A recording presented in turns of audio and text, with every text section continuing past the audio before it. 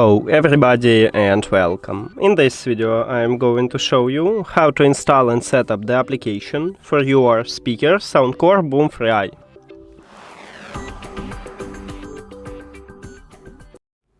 You have to start by open Play Store and then go to the search at the bottom. Now click at the search line at the top and write SOUNDCORE. Search, and you should install the application what's called SOUNDCORE.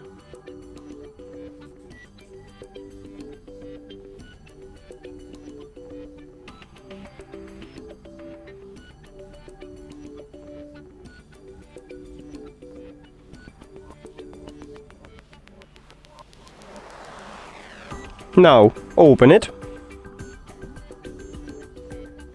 agree and continue.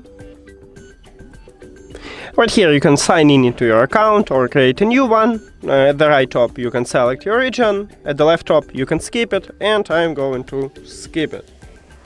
If you need notification, click allow. If you don't need, click do not allow. After that click at device and allow. And that's it. In the next video I will show you how to add the speaker to the application, so if you don't know how to do this, you can check that video. And thank you for watching this video. If you found it helpful, please consider subscribing to channel and leave the like on the video. See you later!